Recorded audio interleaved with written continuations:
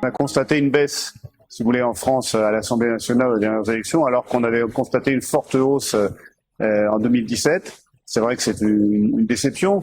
Alors, pour ce qui est des élections à l'Assemblée nationale, quand on est sur des scrutins majoritaires uninominaux, on peut évidemment pas imposer la parité puisqu'on ne sait pas ce que sera les résultats dans chacune des 577 circonscriptions. Alors que si jamais on avait une élection à la proportionnelle, on pourrait imposer la parité. Et moi, je fais partie effectivement de ces parlementaires, de ces militants politiques qui depuis longtemps militent pour effectivement la proportionnelle aux élections législatives, pas seulement pour la parité, mais aussi pour pouvoir imposer la parité, mais aussi simplement pour avoir des assemblées qui représentent davantage la diversité du champ politique. La proportionnelle, évidemment, permet une meilleure représentation de la société, tout simplement. Et évidemment, permet d'assurer une parité dans les assemblées. Là où on a des élections proportionnelles, enfin, en tout cas, on a des scrutins de liste. On a la parité, par exemple, dans les conseils municipaux, par exemple.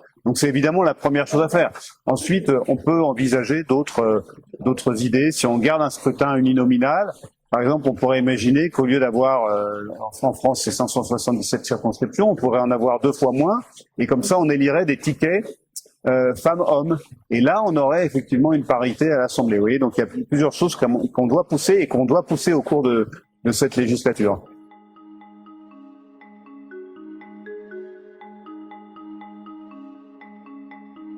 Il faut en parler plus.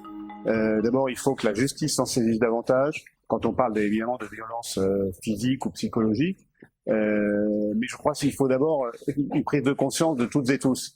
Et avoir davantage de parlements paritaires, en gros, avoir nos organisations politiques plus paritaires, c'est non simplement, si vous voulez, avancer vers l'égalité entre les femmes et les hommes en politique, mais lorsqu'on a des parlements plus paritaires, c'est évidemment les politiques publiques à l'égard des femmes pour l'égalité entre les femmes et les hommes dans la société qui avancent.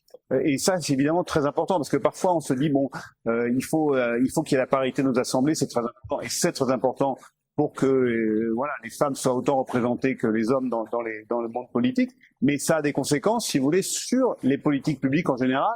Donc sur l'égalité femmes-hommes dans la société, sur la lutte contre les violences faites aux femmes dans tous les secteurs de la société, c'est évidemment très important. Et je voudrais ajouter une chose, c'est que nos sociétés sont plus résilientes lorsque les femmes, si vous voulez, ont plus de pouvoir et lorsque l'égalité femmes-hommes existe.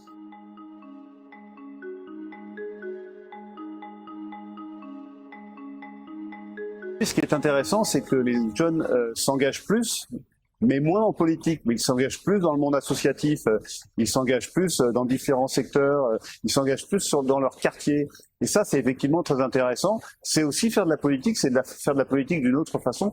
Et au fond, c'est les ponts qu'on doit construire entre le monde politique et ces engagements-là qui est très important parce qu'on n'est pas de bons législateurs, on n'est pas de bons décideurs politiques si on n'est pas effectivement ancré dans les territoires et à l'écoute de ces jeunes qui s'engagent, mais qui s'engagent dans d'autres structures.